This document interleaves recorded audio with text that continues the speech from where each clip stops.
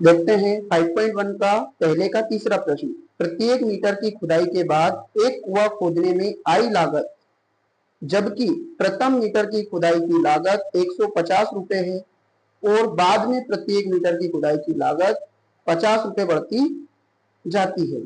तो देखते हैं हम हल।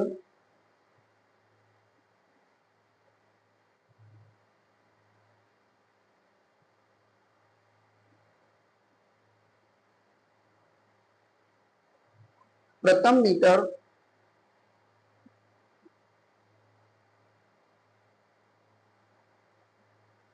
खुदाई की लागत, तो यहां हो जाएगा आपका ए बराबर 150।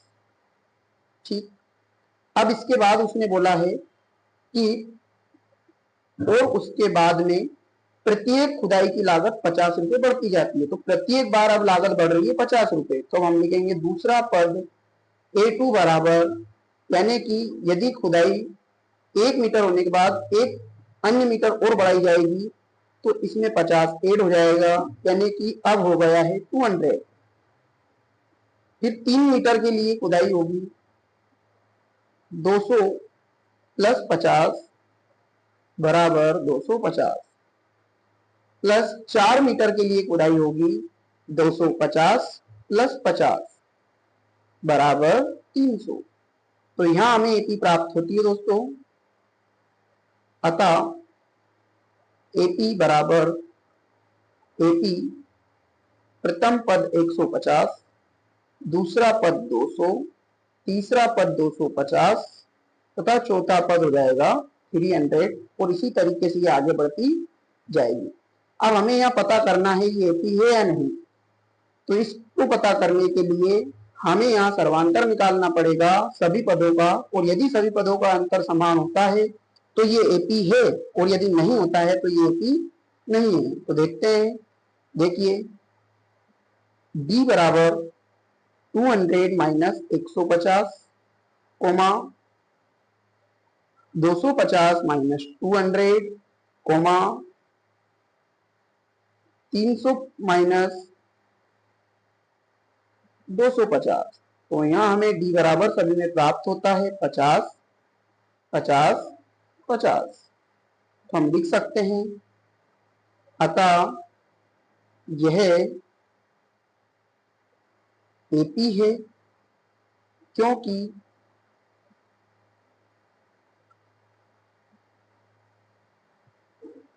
इसका सर्वांतर समान है।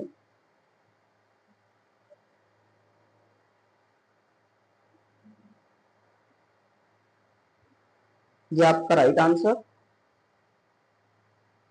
ठीक, बात लिखेंगे पहले वर्ष में जमा राशि 10,000 रुपए। तो अब देखिए दूसरे वर्ष में क्या होगी।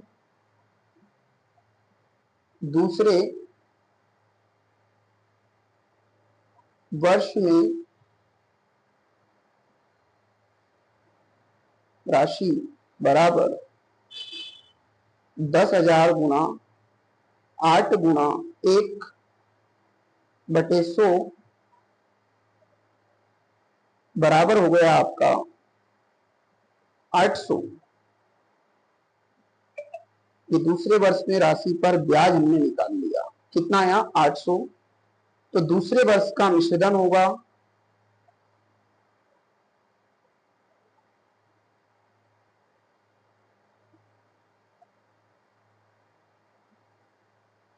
मूलधन प्लस ब्याज। तो 10,000 प्लस 800 बराबर हो जाएगा आपका 10,800। अब बात करते हैं तीसरे वर्ष का ब्याज।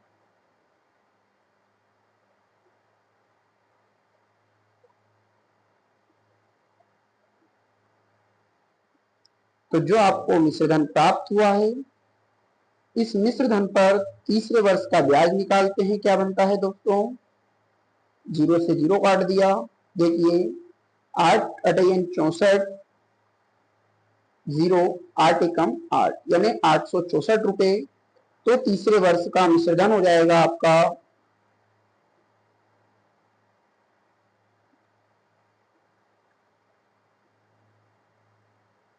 बराबर आपका दूसरे वर्ष का मिश्रधन प्लस तीसरे वर्ष का ब्याज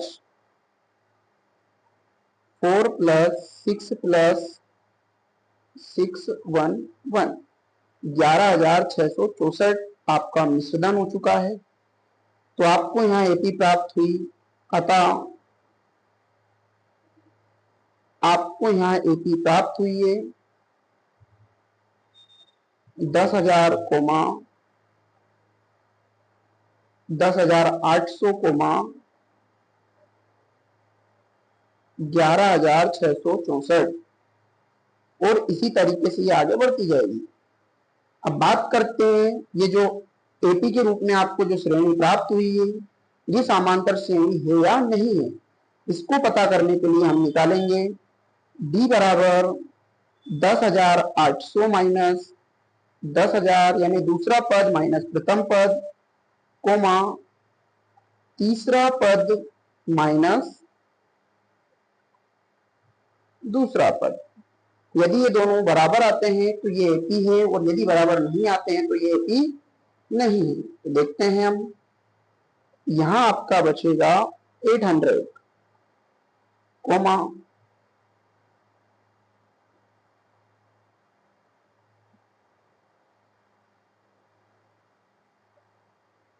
यहां आ रहा है आपका 864। तो लास्ट में लिख देंगे दोस्तों, अतः ये एपी नहीं है क्योंकि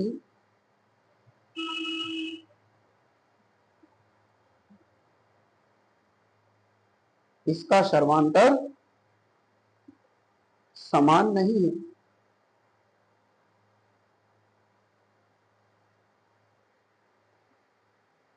ओके, तो आप ये क्वेश्चंस अच्छे से कंप्लीट कर लीजिएगा।